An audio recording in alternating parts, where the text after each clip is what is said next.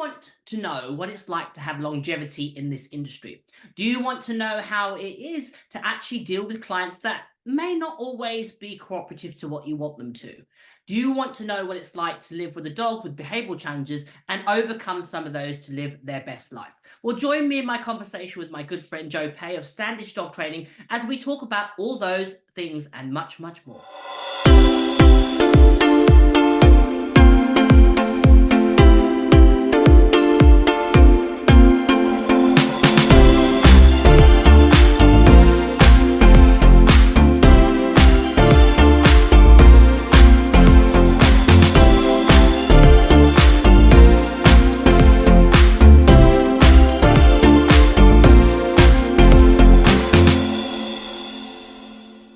So welcome to the podcast and my YouTube series, Lifting All Ships, my good friend Joe Pay. Hello, Joe. How are you? Hello. I'm good. How are you? Yeah, good. Looking fabulous as you always are, Joe. How are Thank you you very keeping? much. Things good in your world? All good. All good. Busy, keeping me out of mischief, but yeah, all really good. Excellent, excellent. So those of you may recognize Joe from the work that we did on the Dog Academy, which was the series for Channel 4, which was aired, I've got to think now, last year now. It's about this time last year, I Yeah, think. this time last year, which was really, really greatly received. We had so much positive feedback. We have actually filmed a second series. We're just waiting for the green light for that to go live. Hopefully it'll be this year, but you never know. And that's where Joe and I really, really got to know each other, I suppose, best. I'd known Joe via Victoria's Academy. But just tell people a little bit. We'll come back to the Dog Academy, but tell us a little bit about what you do, how what you do in this industry, and your job, etc., so people can be familiar with who you are, Joe. Okay, so I have been in the industry for 28 years. I've always loved dogs, always. I like all of us. I think all dog trainers say that, don't they? But I love animals. I love dogs. And for as long as I can remember, I wanted to work with dogs. I wanted to have a black and white border collie and compete at agility with him. And I think, I was thinking about this earlier before we were chatting. When I was 16, I think, I applied for a job at Guide Dogs. Oh, wow. I know, I'd forgotten all about this, and I remember getting an offer, an acceptance to it, and it was an apprenticeship, but I had to go and stay away from home for 16 weeks. Mm. And I was too scared, and I said no. Wow. She's now like this old lady Joe looking at that Joe over there is like, oh my God, what a muppet. Why did you say no?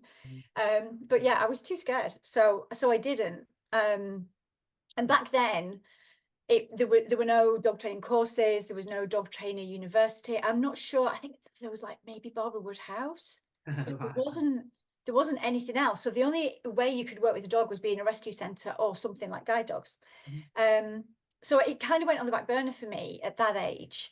But then again at 21, I did a little bit of correspondence study. There were colleges available by then, so I did some correspondence learning, and I was really lucky. There was a local boarding kennel, and I went to this boarding kennel. I had a full-time job working in a bank, and I went to this guy and I was like, I really want to work with dogs. Please, please, please, will you let me work with dogs at the weekend? And this lovely man gave me the chance, which I think is so important now in the position that you're in, the position that I'm in, people, that we work with all the time, giving people that chance. Because if it hadn't been for Clive back in 1996, Yeah. I wouldn't have got here. And he let me come and work in his boarding kennel. And his boarding kennels go in this.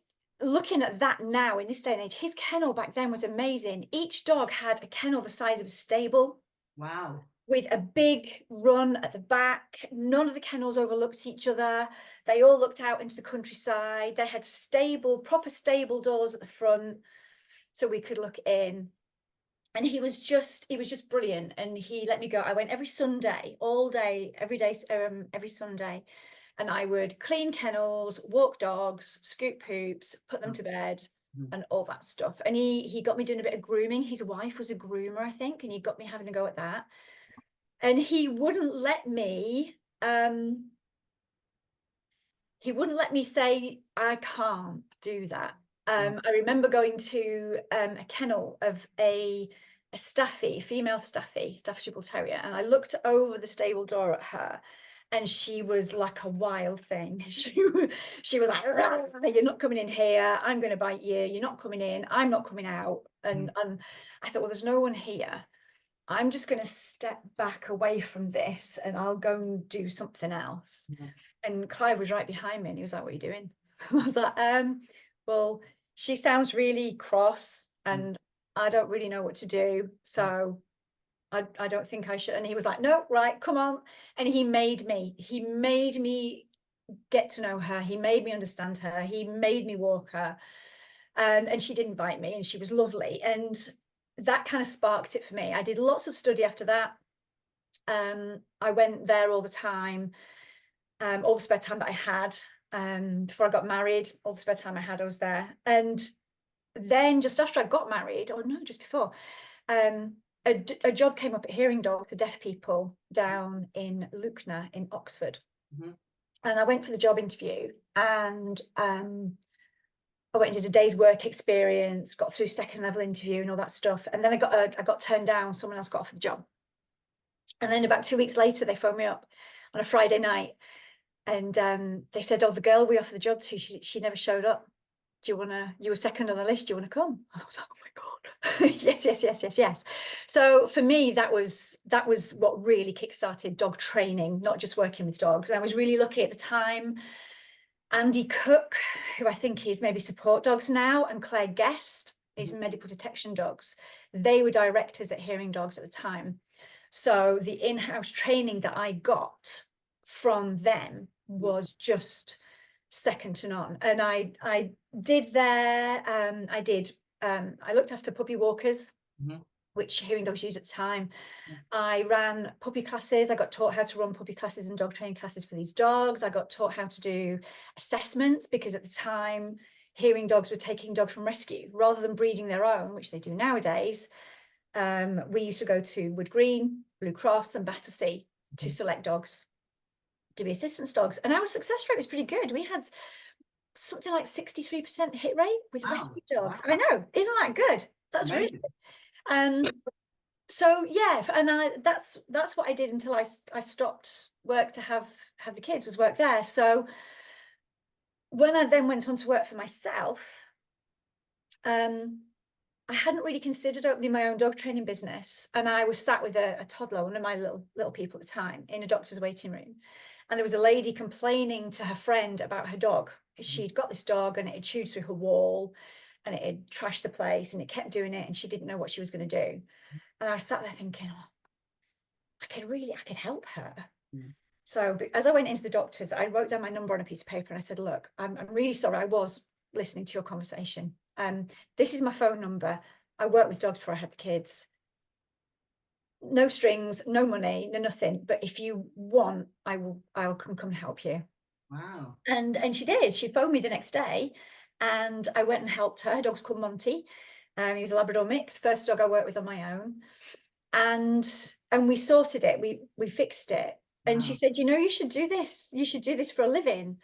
So Craig, my husband, made me one little page of a website, just a landing page with a phone number and an email address, and that was it. That's all we had. I got myself some insurance, obviously. Yeah. And I started doing one-to-ones. At the time, my grandma was still alive. My grandma was a gypsy. She was wicked. And I said to her, I'm gonna work as a dog trainer." And she went, "Oh, don't be ridiculous. Nobody wants a dog trainer. People know what to do with their dogs." She said, "That'll never take off." Wow. And look how many dog trainers there are in the world now. Look how many, like you and I, teach people to be dog trainers Yeah. now. Yeah. Yeah. So yeah, it's a lot. It's evolved quite a bit since then. Wow, well, that's a great, introduction, and it just goes to show the power of a helping hand. I mean, Yeah. you like I think we've all had the blessing of having people that cross our paths and circumstances and seizing opportunities, because you just never know when they will be presented, and as a result, what will subsequently come. And I think definitely, that's the big thing I'd say to anybody thinking about getting, just seize the day. Don't wait. People Yeah. put off all, waiting for the perfect day, the perfect situation, the perfect circumstances.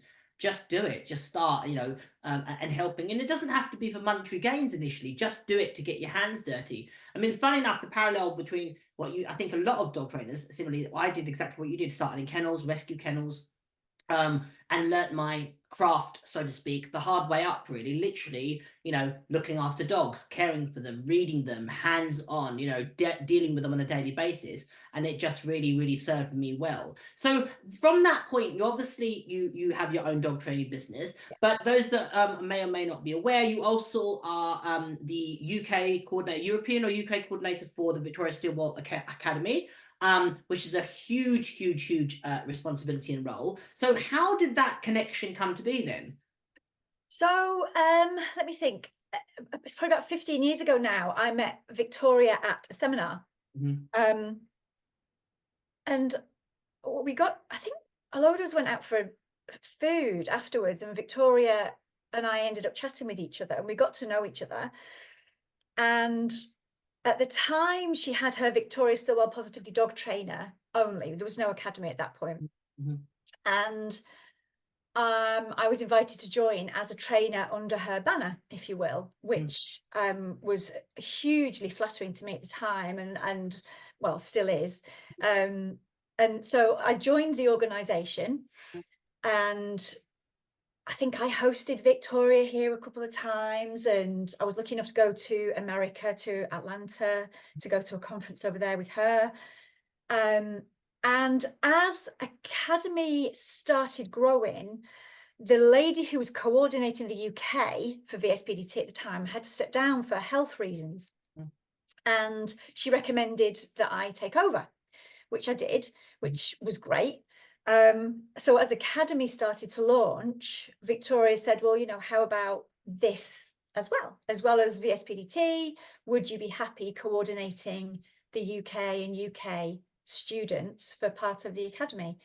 Which was a wonderful ask, a huge privilege. And one of the things I love most, I think, about dog training is sharing information. I think it can be a safe place to guard your knowledge, because if you know it and no one else does, then you're the one who is asked the questions, and it makes you more important, and perhaps it's good for your own self-worth. I'm not sure, but for me, I love sharing knowledge. I love it. Yeah. So for me, being part of ESA and having the opportunity to share knowledge with these students, and have more dog trainers going out there singing from that hymn sheet of positivity is a real buzz for me. Yeah, yeah, absolutely. And you've been obviously involved with the VSA for a considerable amount of time now. You're sort of effectively Vic's right hand lady, when she's over in the UK, and obviously that's been a huge part of what you do. But what would you say then is your most rewarding role currently then? Because obviously you have a lot of hats. You help people with one-to-ones, you do classes, you speak in conferences, you obviously do television, you've done television and media work, you've now and also you coordinate for VSA. So out of all those things that you do, what is the thing that really does you find most reinforcing yourself then?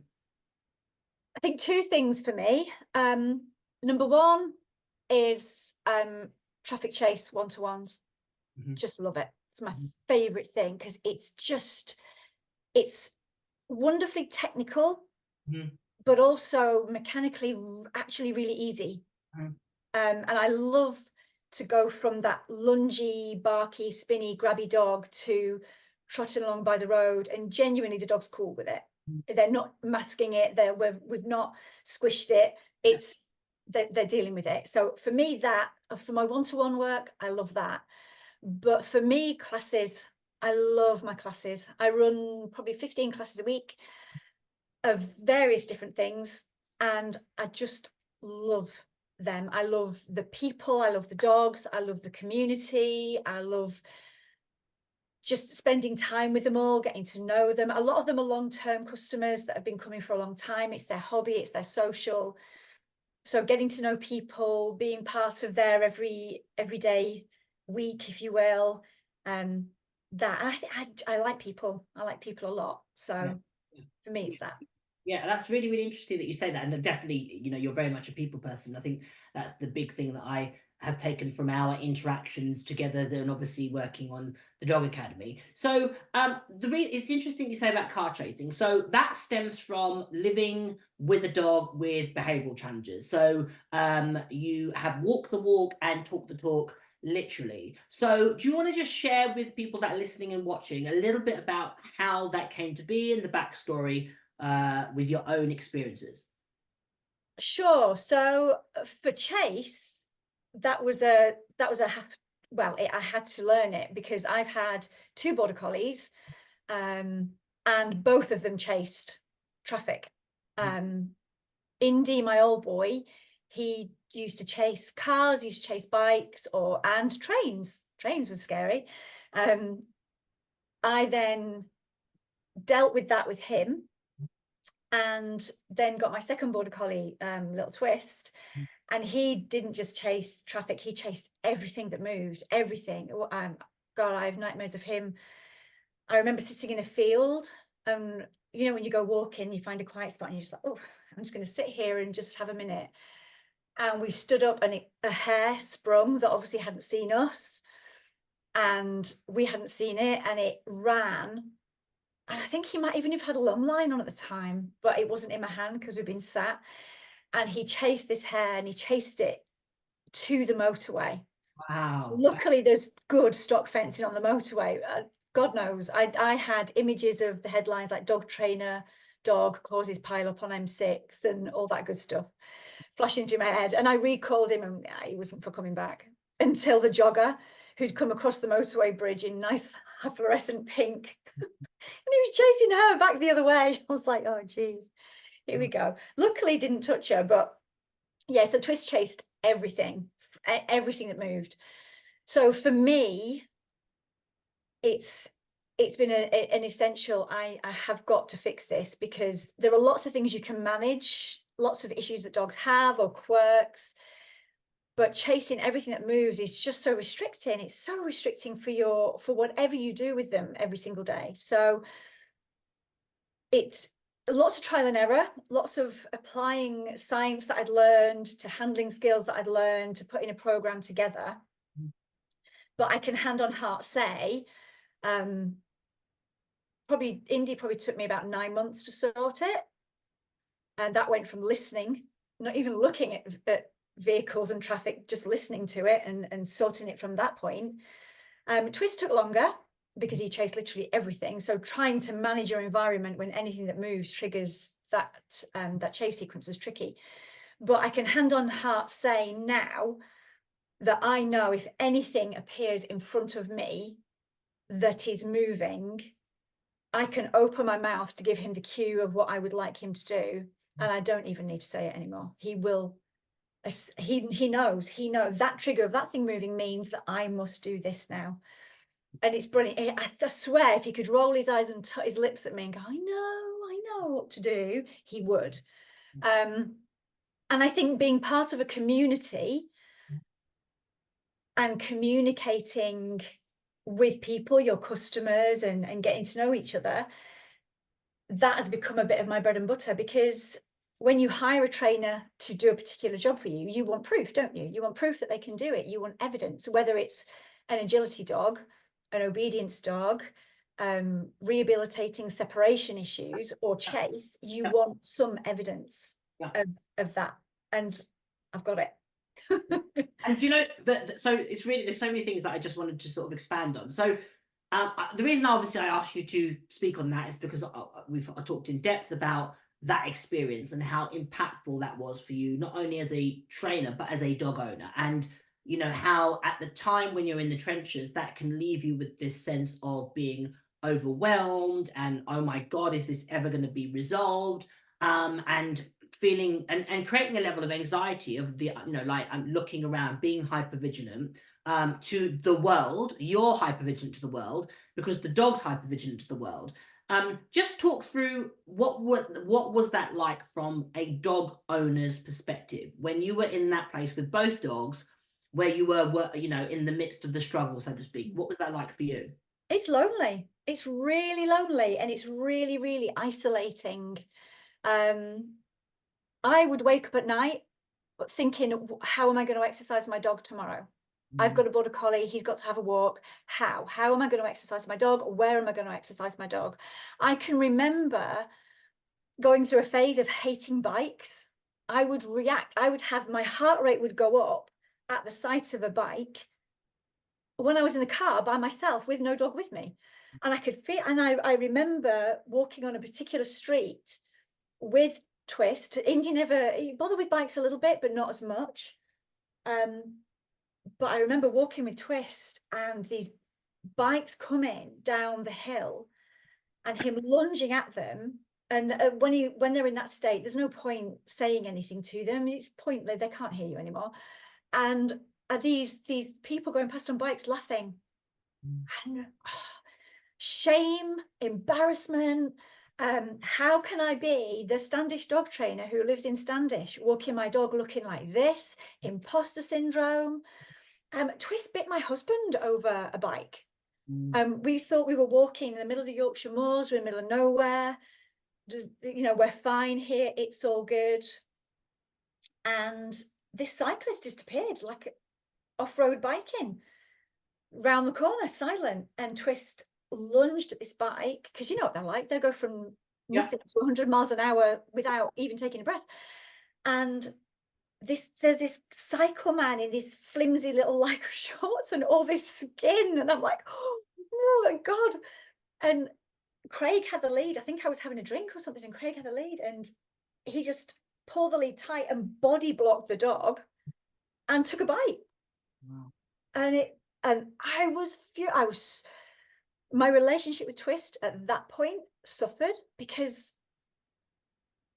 oh, I don't know, I think I felt like a failure. Felt angry. I felt angry with him. I felt angry with me that my dog was doing this, and I remember Craig's like saying, "You calm down. It's not his fault." Mm, But I was like, "You walk him. I can't look at him. I can't look at him." So it's really difficult. It's really difficult. It's lonely. It's isolating. It's shameful. It's embarrassing. Um, but now I'm grateful to him because I've cried more tears over that dog. I could fill a bath, mm, but I adore the bones of him. He's taught me so much and he's given me so much. And it really helps me understand the people that I'm working with. I know they can come and say to me, I feel like this. And I'm like, yeah. And you feel like this and this. And they're like, yeah. And I think that's so important when you're working with people to be able to empathize and understand how they're feeling. definitely, definitely. And I think, you know, to wear your sort of your battle scars with pride, so to speak, really, because those are the things that for me actually make us good at what we should be doing, which is the ability to you know, I think there is that certainly when you have either a platform or you have a reputation, whether it be in your local area or you know in the country that you're in, or even beyond that, you know, the misconception and that one, you have to have perfect dogs, two, you have to be perfect, three, you're infallible, is a fallacy that we really should be pushing more of. You know, like none of us have perfect dogs, you know. We are trying to, you know, the advantage you and I have is that we can might be able to anticipate some problems, that and we're more proactive because we've got the benefit of hindsight. The advantage we have is that we've got experiences in the past to draw on, so we might be able to navigate certain challenges with less fallout than somebody that's just starting on that process. But we've all been in that position where you're feeling overwhelmed, you know, anxious. You're like, oh my God, you know, what on earth am I going to do? You know, having had a dog that had, you know, dog aggression issues, you would walk with scanning constantly, you know, and Yeah. it was only when he passed that I was like, wow, that was a huge thing. That because it becomes almost your way of existing, you don't even realize that you are doing it so much and so prevalently until that entity is gone for whatever reason.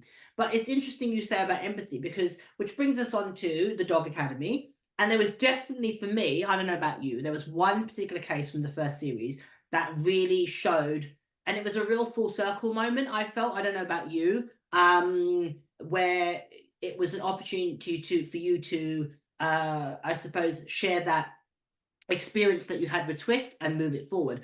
And it just ironically, it just so happened ironically to be a blue male border collie as well. So just tell us a little bit about that particular case. So and the work that you did, and then the subsequent outcome.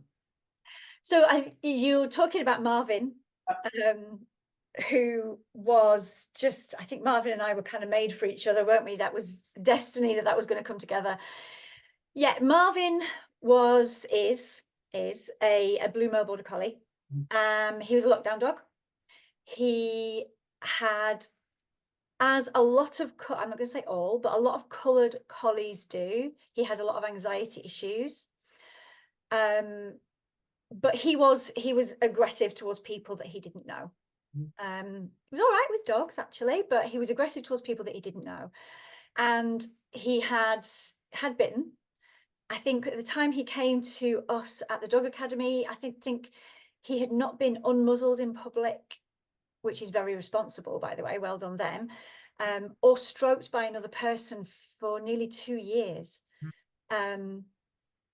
And his owner, Laura, and her partner Dave, but Laura especially, had really got herself into that hypervigilant, emotional, anxious state that she just couldn't see a way out of it at all. She tried to rehome the dog, which I totally understand, and couldn't.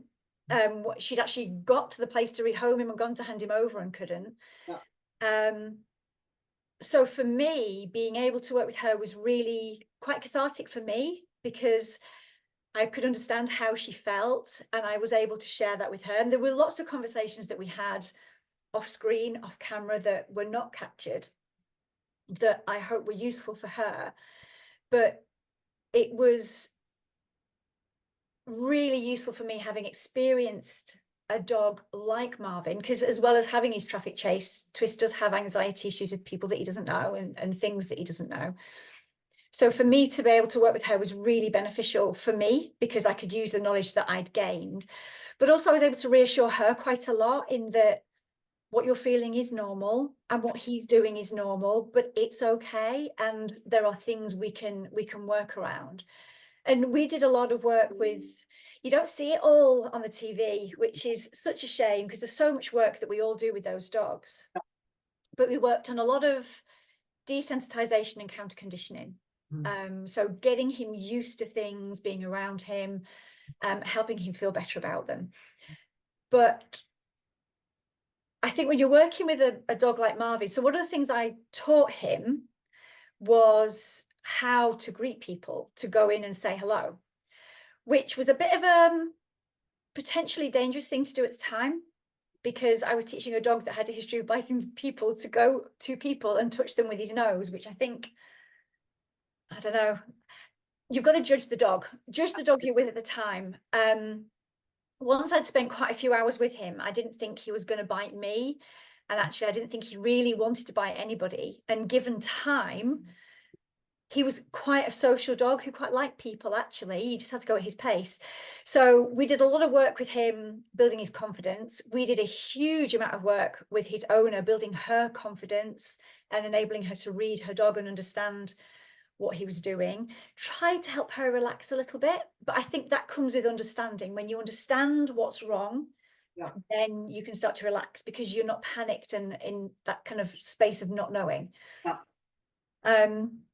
And we got a really good result with him on the day. And since, like, he greeted you, didn't he? He came to you and did his little nose touch that we taught him to come and say hello.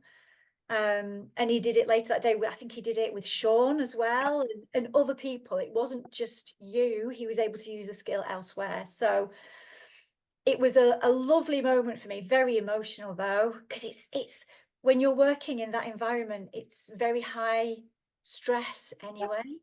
The environment for us was stressful because of the perimeters. Obviously, that was our first series, so it was very much an uncharted waters.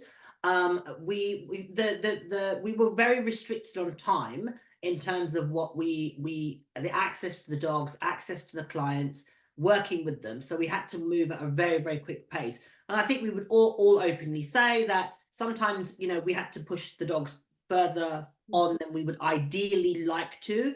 Yeah. We did it ethically, we did it morally, correctly. We didn't push them to the point of where any dog was ever compromised in terms of its, because that wouldn't be how we operate. But we probably moved things on that a little bit quicker than normal, which is part of the process. So, everybody that came to the program, that series and this series, are at a real pivotal point with their relationship with their dogs.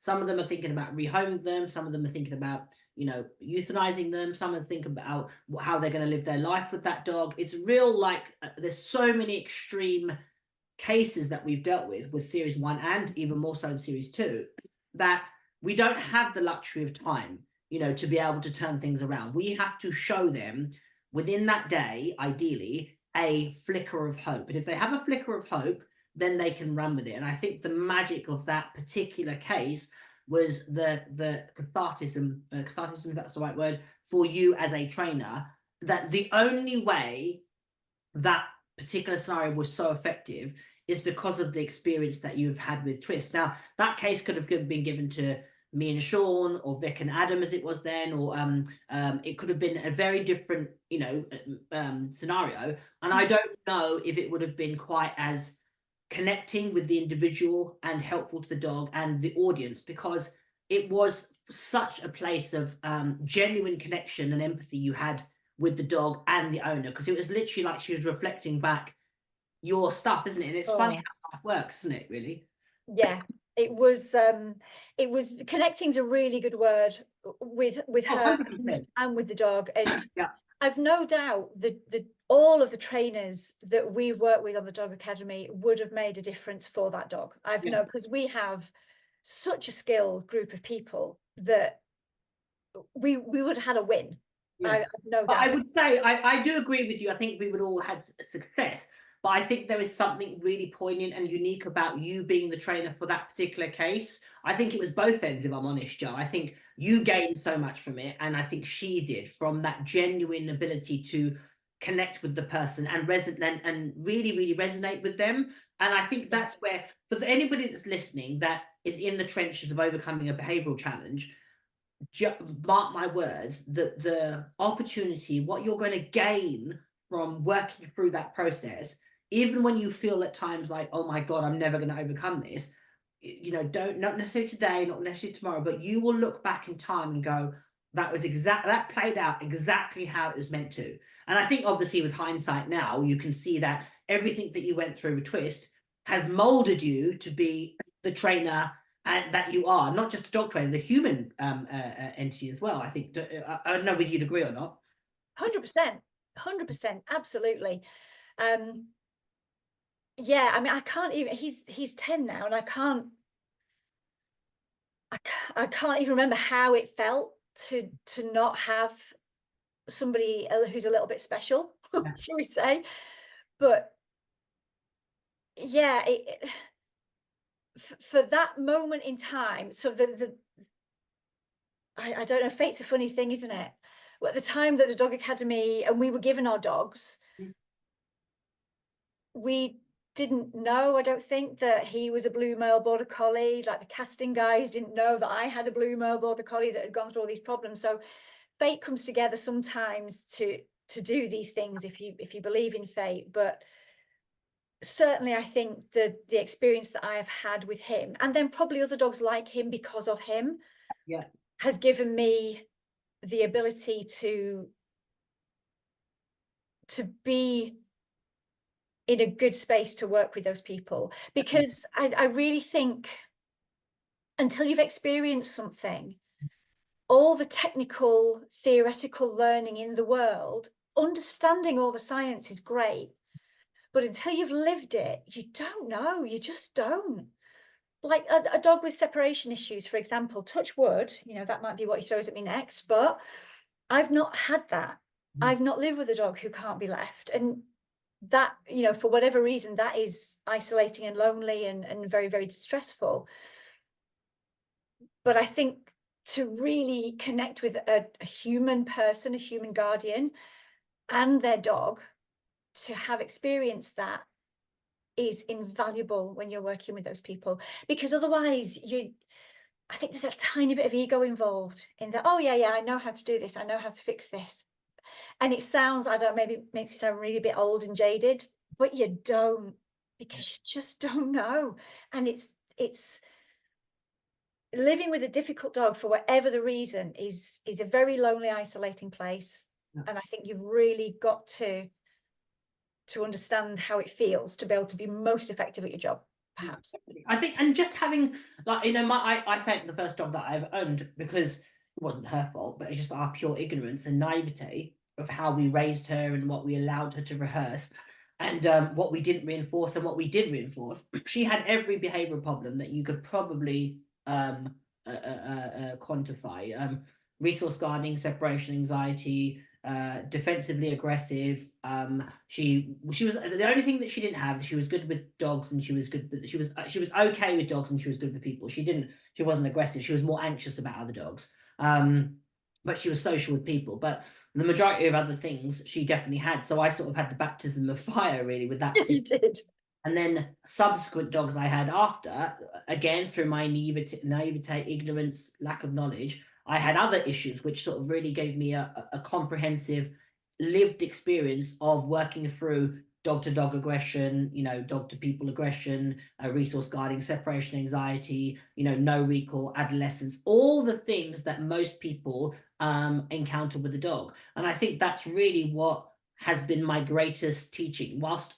obviously the technical stuff, the theory, the academia, etc., is a great foundation. It's the blueprint of which we should all be standing, or we should all be building our careers.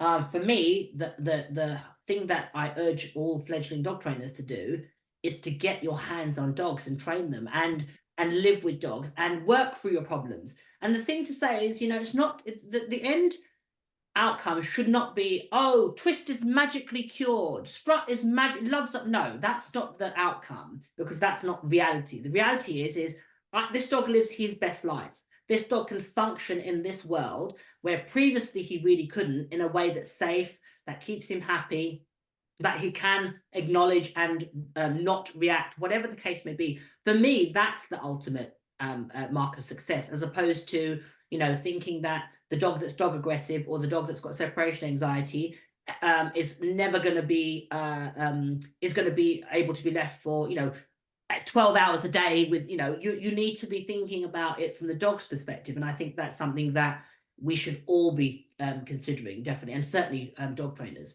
So from a personal perspective, I know I have my thoughts on this, but what do you think is your superpower then, Joe, as a dog trainer? Oh, that's a curveball question. What's my superpower? I don't know.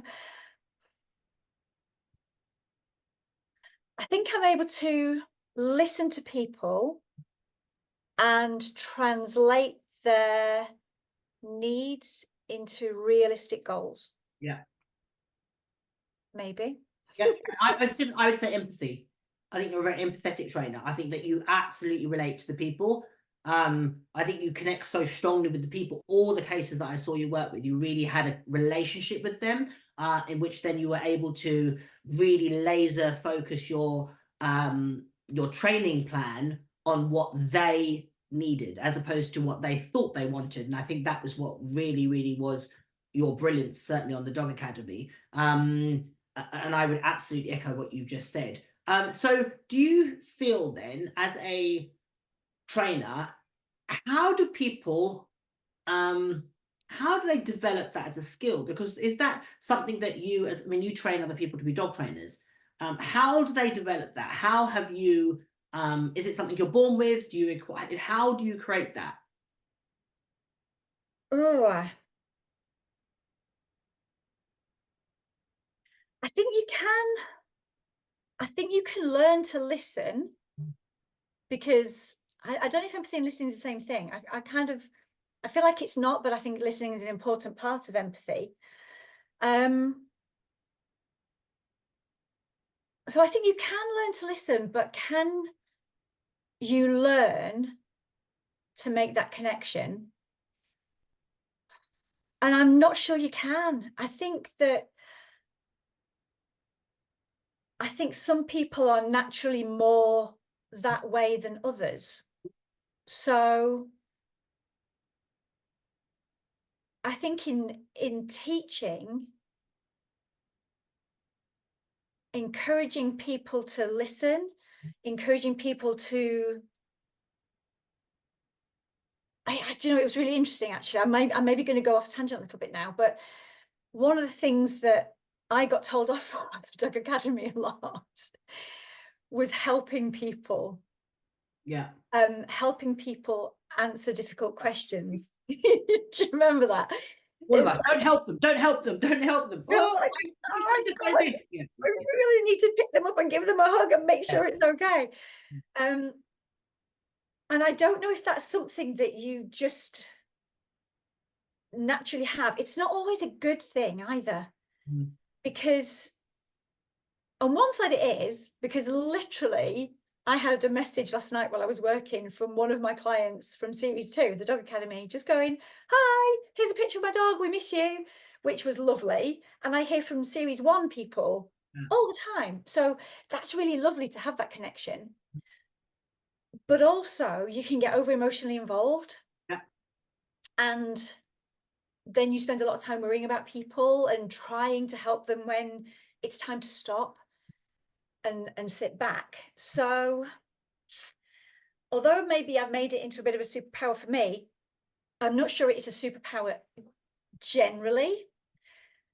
I think you can learn to listen, to leave white space. And I think you can learn to some extent to put yourself in their shoes, to try and achieve a training goal, to understand what they want. But I think empathy and that connection with people is something that you have or you don't. I don't think you can force that. I think, because if you do, I think people see through that. Yeah, You've got I to agree. be open and honest, and nothing to hide here. Yeah. So I think that for me, I think you've tapped on a couple of really great points there. One is it's the ability to listen and truly listen to what the people are saying, or what they don't intend to say, but they are effectively communicating. I think that's a really important part of what we do. I think that's where my role in the show was, where it was really testing that skill, or utilizing that skill of really listening to the people. What is it they're saying without necessarily saying it in so many words? I definitely think when people, certainly dog trainers, they're so intently focused on the dog training problem, they don't actually truly listen to the people and what is it that they really need, and then setting them realistic goals. So they might want X, Y, and Z, and you kind of go, okay, that isn't actually what you need. What you need and what you're actually asking me for is this. And I think you're absolutely right. I definitely think your superpower is empathy, and being able to connect with people, personally, from my perspective of you. But I think that comes with a price of, you can sometimes take the world on your shoulders, or the weight of the world on your shoulders. And I think that's something that's really common in our industry. I think the people that are really good at what they do, sometimes they can get burnt out from giving so much to their clients and really wanting to do the best by them. How do you, or what would you say to fledgling trainers or anybody listening about managing burnout, or the potential of burnout, and mental health within our industry? good question, really good question. Things that have helped me, because I've felt burnout. You know, again on the Dog Academy, it became a bit of a joke. So Joe's crying again because she's got over attached to somebody. Get a grip, sort yourself out, love. But for me, surrounding yourself with people that you can trust to talk to honestly and openly without judgment, and being that person for them too. Yeah, definitely. It's a two-way street.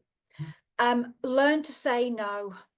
That's the hardest thing. Actually, no, I think finding people that you trust is difficult, that you can genuinely trust is difficult, but find those people. Learn to say no. You can't save them all. There are millions and millions of dogs and people in this country, and you need to know when to stop and say, I am really, like, I'm just about to do that on my one-to-one clients. I have so many clients that are ongoing, and I volunteer for Dog Aid, and I've got my classes, and it's like, and someone's messaged me and they're like, oh, I've got this, I've got this, I've got this. And someone said, you could help me. Can you help? And today's the day that the next week of emails that come in, I'm going to say, I am really sorry. I cannot take on any more work right now, because I know that I can't, because I'm starting to get that slightly frantic, you know, when you've got so many things to do and but you don't know which one to do. So learn to say no, be apologetic, be honest. I am really sorry. I would love to help you, but I can't right now. Here's a radical one. I think when you're a dog trainer, you can end up with a little world that's nothing but dogs. Get yourself some hobbies that are not dog related, that can be mindful. So yoga, I love my yoga. I go dancing, can't think about anything else while I'm dancing. I do gardening, which not very rock and roll. Well, dancing's rock and roll because I don't actually dance rock and roll, but those are not particularly exciting hobbies. But you need to step away from the dogs, and you will come back to it fresher and more motivated, because you won't be ground down. It won't be, oh, here we go again, heel work, here we go again, a send around. You'll come back fresher. Yeah,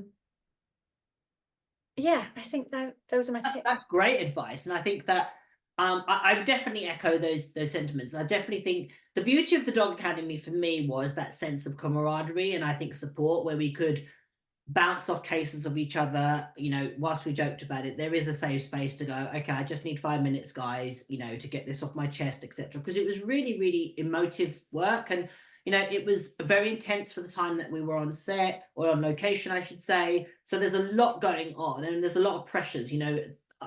Your pressure to deliver, you want to help the client, you want to help the dog, and you also want to deliver from the point of view of the program. You want it to come across as intended. So I think definitely finding the right people, and definitely a big one is having things outside of this world that just keeps you balanced and keeps you grounded. And I think, as you said, you should keep yourself refreshed, because I think that certainly, I think when I first came into this industry, I had that definite, like, I want to help all dogs and all people, and no matter what, I'm going to take them all. And I think we all start off at that point, and you realize that whilst that comes from a place of good intentions, it can actually be really, really damaging if you don't monitor it and learn to just, you know, to take a step back now and again. So it's not sustainable. You can't sustain that. You just can't. With the best will in the world, it's exhausting.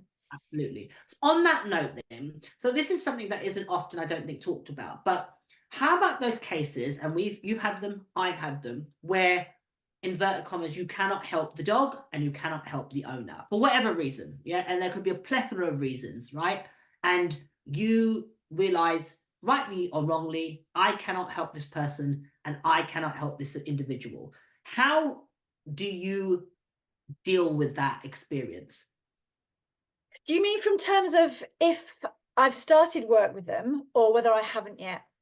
Let's say you started work with them. So you started working with them, and for whatever reason, you know, and the reason can be varied. It could be the client's commitment. It could be their goals. It could be the case itself is so severe that the whatever it is, whatever the reason, you cannot help this dog. Because I think that's the thing that isn't spoken enough about, in that there is going to be cases where you absolutely are not going to fix the problem for whatever reason, okay? And so what would you say to when you have those instances? So I think that there's perhaps two things that are worth mentioning here. So to answer that question directly, the first thing I will try and do is find someone who I know I can trust to do the job, to help them. So I have a list of trainers, veterinary behaviourists, people that I can reach out to, that I can say, do you know what, I've tried, and I've tried X, Y, and Z, and I can't. So would you be happy to take this client on? And at that point, I try and have really honest dialogue with my clients. And at that point, I'll then go to the client and say, look, I'm really sorry, but this is just beyond me. I can't help, but here is someone that I believe can help you. It's not happened often, because nowadays, I tend to know my limits better. So I tend to say no up front if I know that I can't. So I find someone that I know can help. And that can be difficult, and often needs a wait, because to find that good trainer who has that skill set, they're probably really busy, and quite rightly so. But I find someone who I can help, that I trust, and then I'll put those people in touch with each other. And I do ask to be kept in the loop if the trainer is happy to, because then I can learn for next time as well. And I can support the client that I have a relationship with in that journey too. But then the other one, I think, that happens sometimes is when you're partway through a complex behavioural case and you start to see progression slow, or things happen that you're not, it doesn't feel right, it's not happening as I expect it should, it doesn't add up, this. And those are usually due to the client either not understanding the amount of work that is needed, not being committed to it, or not being able to do the level of work that's required. I've got a couple of dogs in my books that are at the moment that are suffering from quite compulsive, obsessive behaviors. They require medication, and it's really complicated. And literally just this week, I've had a sit-down meeting with that client and said to her, we need to have a chat, because we're not getting progress that we should. And I don't want you to waste your time and your money if it's not working, because I'm not seeing enough progress. And if you are honest and non-judgmental with those clients, what I've found, and we'll see how it goes, but what I found is generally they kind of think, oh gosh, this is serious actually, and they're telling me they can't help me if I don't pick up the weight at my end as well. And with honest conversation with those people, I find that we do then pick up and get progress, or we get the honesty and we go our separate ways. Yeah. And sometimes that's what happens too. Sometimes the honesty comes out and they say, well, I can't do that, or I don't want to do that. Yeah. Or I think the saddest one is, I can't afford to do that. And those are difficult, because you still want to help them, don't you? And then it's finance that's a problem. But I think the thing again is open and honest. Always be open and honest, and you can't go wrong. Yeah, I think on both those points that you made, I think that's the thing that really jumped out is be honest. Be honest with yourself about what your capabilities are. And I'd say, if you're not comfortable with dealing with a particular scenario, and it doesn't really matter whether it's your lack of experience with that particular problem, or you just don't feel, something just in your water says, you know what, this just doesn't feel right. I've had that scenario where I've absolutely gone, do you know what, something doesn't feel right about this case, and I'm going to back out. And as it happens, it was in both instances when I've had that feeling, it's proved to be correct. So always trust your gut. And as you said, there's sometimes there is certain, for me, working with a client is a relationship. And sometimes the relationship isn't the right one for the client, for you, for the dog. And I think that for whatever reason, it's always best to lead from a place of honesty, because then it sits well with you as an individual. You are maintaining your ethical and professional reputation, and they then have a decision to make. Because at the end of the day, we are there to give information and support. It's down to the client to really put the work in. There's only so much that we can do. It's that whole phrase of, you can take a horse to water, but you can't make it drink. And I think that's something that, again, it's a hard lesson to learn, isn't it, when you're first starting in this industry? Because you can have clients. I know when I started, I was like, well, I'll try this and I'll do that. And if I say this and if I put it this way, and you end up being so deviating off the beaten path so far that you're thinking, I don't even know what I'm just trying to almost accommodate for what you, oh, I can't do that because of this problem, and I haven't done that because of this reason, and you end up going, well, I've run out of like ideas. Yeah, I'm at the point where I go, I have nothing else to offer you, and if you're not prepared to put the work in, then I tap out. I say, I tip my hat and wish you all the best, really. And yeah. I think that is a really, really important lesson to learn. There's no shame in that. There is no shame in saying, I can't help you. Yeah, yeah, Absolutely. yeah, absolutely. I mean, and I think again, as you said, honesty is definitely the way to lead forward. So, the thing that obviously we worked on extensively was the Dog Academy. How was that as an experience for you? Because that was your first major. Was that your first major television role that you'd done? Yeah, first TV ever. Yeah, yeah. And how was that experience for you as a professional and as an individual? How did that resonate with you? Really positive. Really, really positive. I was apprehensive. I don't know how you, because it wasn't your first TV experience, was it?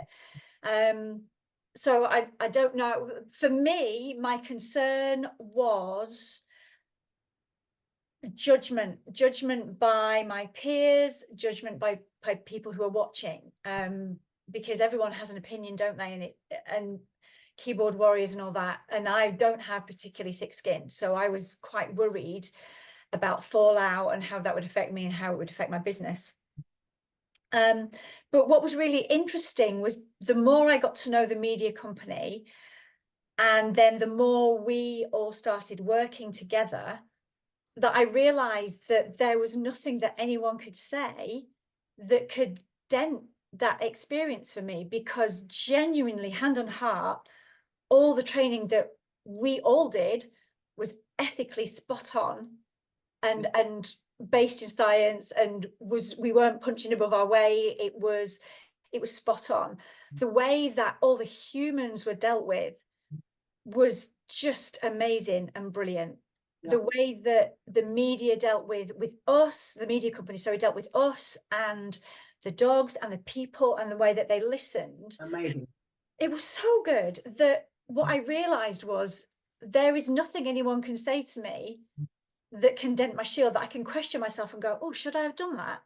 Maybe I shouldn't have done that, because it was just right. It was just absolutely right. And the team of people we had working together, like us as a team of trainers, gelled Yeah, so amazing. well. A lot of us hadn't met each other before, and we gelled so well, and what a team. And the whole organization that came together was amazing. The clients and the dogs were amazing. And maybe there was negative feedback. I didn't see any. So I'm happy in my little bubble. I'm fine. And I feel like we shared the message of positive ethical training and showed what a great thing it is beautifully. So for me, it was great. I'd love us all to get together and do it again. Yeah, If we don't, well, all got our other businesses that we do, and we can look back on that and go, do you know what? Wasn't that amazing? Wasn't it great? Didn't we do a good job?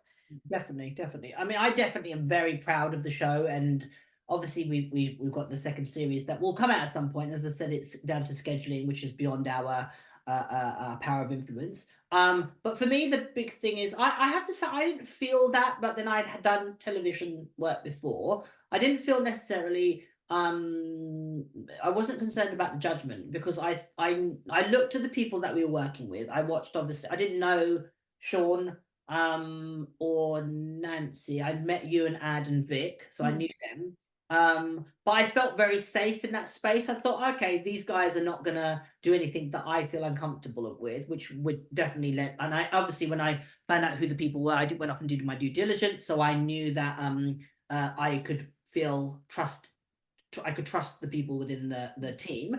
Um, and I obviously, the television company as a whole, was I always maintained that I'm hugely humbled to be asked.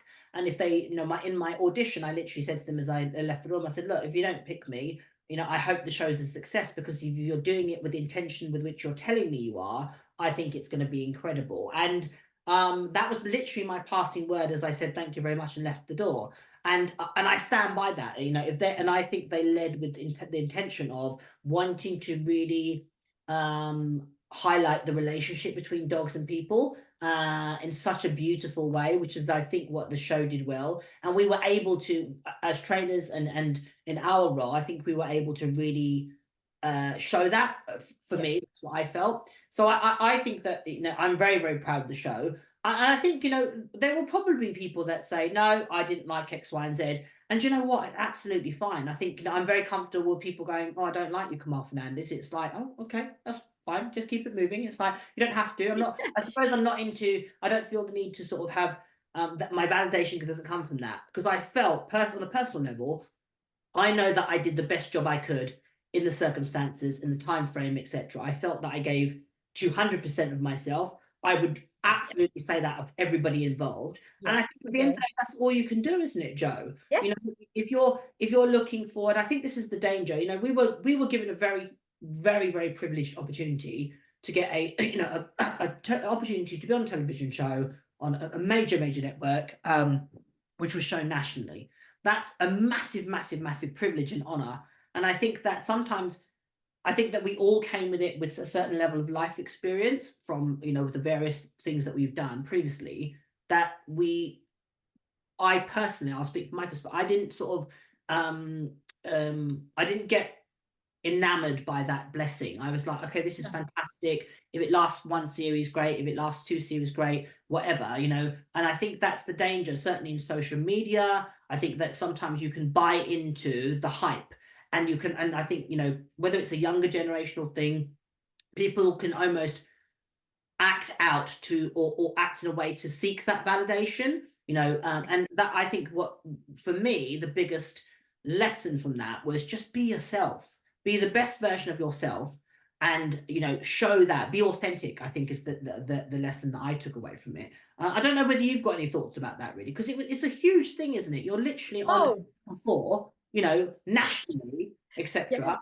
Um, did you have any sort of like internal discussions with yourself about, you know, the magnitude of what it was, or you know, you mentioned about imposter syndrome earlier on in that. I think that's something that a lot of trainers feel like, should I be in this space at this time?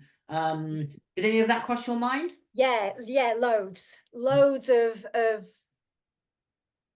why, what gives me the right to be here on this platform saying these things? Uh, Um, worried about worried about judgment, maybe some worried about judgment, but also feelings of it's a huge responsibility mm, to have that platform. But I felt also, yes, be like you. I think for me, the thing you just said is really important. Being your best self in that moment, being your genuine self, because that platform is a huge privilege.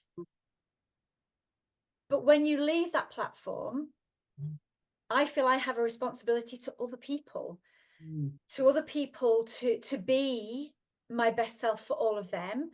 And the client base that I was going back to, like when we were filming, I'd go back and then do my day job in between stints of filming. And I think just remembering where you've come from, where your roots are, where your core business, your people, yeah, your heart is to some extent. yeah, definitely. And I think what was really lovely for me was coming back to my core business, my home business, and it was still here waiting for me. And having those customers, once the series had aired, coming to me and going, even my neighbour saying to my husband out in the street, "Oh, she's just the same as she is at home, isn't she, when she's on the telly?" And it's like, yes, Yeah, yeah, yes. mm, It's not pretend. It's not make believe. It's not trying to be something you're not. mm, It's the opportunity to be able to share this genuine message with a larger number of people. And for me, that was in the hope of making training easier and less stressful and better for pet owners and their dogs. mm. And I think we achieved that. I think we knocked that out of the park. I'd agree. It's really interesting because I think, you know, obviously, I train other trainers to be dog trainers, so to speak, and as to you. And imposter syndrome is such a common felt phenomenon that people have. And let me articulate the way in which I say this. I haven't ever felt that. And the reason being is that because I always felt like I had to do double the amount to sort of get one step forward, as it were. So like, I've always put a lot of work into everything that I've attempted to do. I've never been shy of working. I've always been the person that's like, grafted and sort of like done, I feel, my due diligence. So I always felt when I had an opportunity and I grabbed it with both hands, I felt like I had earned it. Isn't it's too strong a word, because that implies a level of as if I just it should be mine. It's more a case of like, I'm ready for this opportunity. Are you with me? I felt prepared. Yeah. And I think that's where that's certainly about the television program. I didn't feel necessarily imposter syndrome, because I thought I know that I can. When they explained to me what they wanted me to do, I was like, oh yeah, I can absolutely do that, because that's what I do on a daily basis, because of all the steps I've done before. So I didn't Yes. necessarily feel imposter syndrome. I just felt prepared and ready. I was like, great, here's an opportunity. I'm going to give it, as I have with everything that I've done, 100 or 250%. And I'll let the chips fall where they fall. And if they go, do you know what, thanks, Kamal, we didn't really, we're not going to use you in the next series, I would have been absolutely fine with that decision, because I felt like they'd given me a chance. I did my job to the best of my ability. Yeah. And then, as I said, the outcome is the outcome. And often I think where people feel imposter syndrome can often stem from, obviously, your own self-worth, but possibly from, and I always say, well, ask yourself, have you put the work in? Have you put the due diligence in? Have you done the man hours or woman hours, as the case may be? Have you, read the books, watched the videos, done the training, etc.? Well, if you have, you've got nothing to feel as if you're not worthy, because you now's the time, now's your opportunity. Seize it with both hands and go for it. And I think Yes. that's something that I would say to most trainers.